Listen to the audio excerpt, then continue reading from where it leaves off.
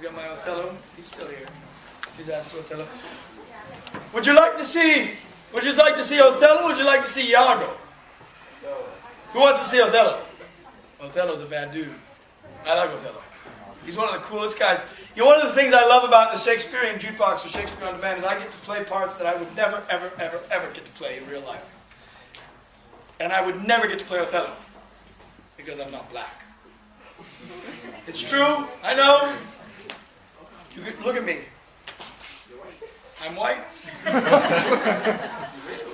But Othello is one of the coolest characters in all of Shakespeare. And by coolest, I mean he is cool. At the beginning of the play, Iago raises up Senator Brabantio, and Senator Brabantio, he tells him, "Your daughter and the Moor are now making the beast with two backs." Which I don't know exactly what position that is, but it's nasty anyway. And he says, "Come with me," and they go and they try to raise a mob. I mean, literally, this is old school Frankenstein mob. They've got pitchforks and they've got torches. They're like, kill the beast! Kill the beast! And Othello, who is coming out having just married Desdemona, the white woman, he's coming out, and he's a big black man. 6'6".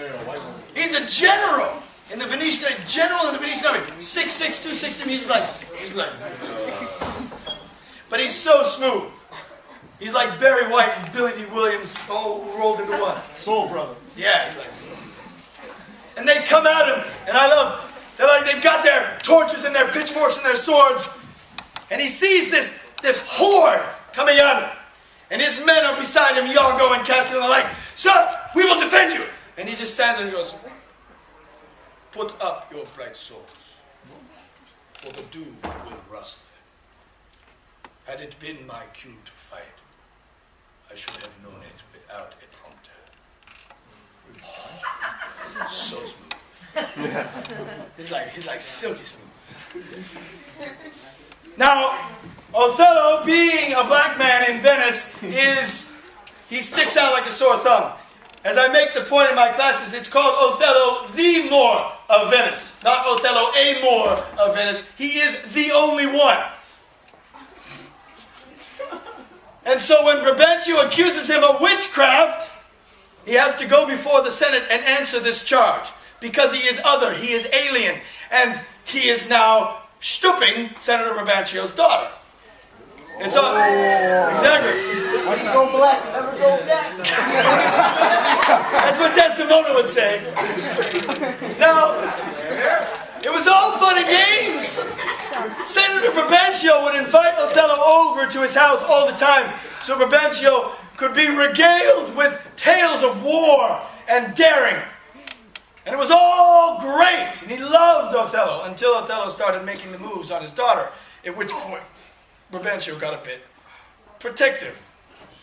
And now he's gone so far to accuse Othello of witchcraft and using charms to drug his daughter, that somehow the only way that she would marry a black man is if she was somehow under the influence of some foreign substance.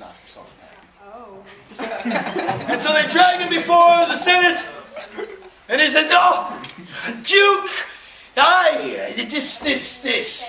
this barbarian has stolen my daughter." "Othello, is this true?"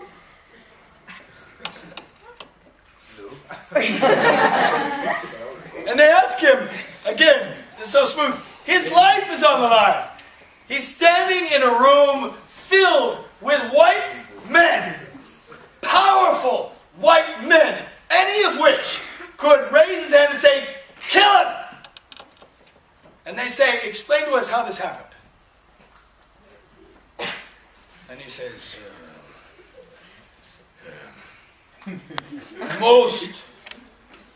most potent, grave and reverend signor, my very noble and approved good masters, that I have taken away this old man's daughter, it is most true. True, I have married her. The very head and front of my offending hath this extent, no more. Rude am I in my speech, and little blessed with the soft phrase of peace. For since these arms of mine had 7 years' pith, till now some 9 moons wasted, they have used their dearest action in the tented field. And little of this great world can I speak more than pertains to feats of broil and battle, and therefore little shall I grace my cause in speaking for myself. Yet by your gracious patience I will a round unvarnished tale deliver of my whole course outline.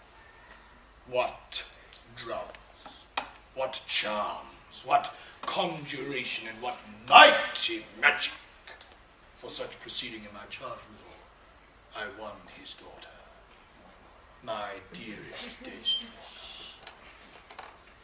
Her father loved me, oft invited me, still questioned me the story of my life from year to year, the battles, sieges, fortunes that I have passed. I ran it through even from my boyish days to the very moment that he bade me tell it, wherein I spake of most disastrous chances, of moving accidents by flood and field, of hair-breadth scapes in the imminent deadly breach, of being taken by the insolent foe and sold to slavery, of my redemption thence and portents in my travels history, wherein of Antris vast and deserts idle, rough quarries, rocks, and hills whose heads touch heaven, it was my hint to speak. Such was the process. And of the cannibals that each other eat, the anthropophagi, and men whose heads do grow beneath their shoulders. This to hear would Desdemona seriously die. But still the house affairs would draw her hence. Whichever as she could with haste dispatch, she'd come again, and with a greedy ear devour up my discourse, which I observing took once a pliant hour to draw from her a prayer of earnest heart, that I would all my pilgrimage dilate, whereof by partials she had something heard, but not attentively. I did consent, and often did beguile her of her tears, when I did speak of some distressful stroke that my youth suffered. My story being done, she gave me for my pains a world of sighs. She swore in faith 'twas strange, 'twas passing strange, 'twas pitiful, 'twas wondrous pitiful. She thanked me and bade me if I had a friend that loved her, I should but teach him how to tell my story, and that would woo her. Upon this hint I speak. She loved me for the dangers that I have passed, and I loved her that she did pity them. This only is the witchcraft I have used. Well, I think that story would win my daughter too, says the Duke. And of course he's let off because the Turks are attacking and they need Othello to go kick some major Turkish butt. And so Brabantio has one last dig before Othello and Desdemona exit. He says, "Look to her more, if thou hast eyes to see.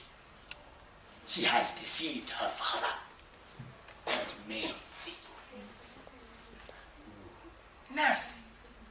Which of course is going to come back to haunt Othello later in the play, because he's going to go from being this to this. It is one of Shakespeare's, I have to say, saddest plays. It makes me cry every time I see it. If you want to see some more Othello, we're doing it in here on Friday. Friday afternoon. You can see me strangle my wife. It's pretty fun. Spoiler alert. Spoiler alert. You know what? We got time for one more.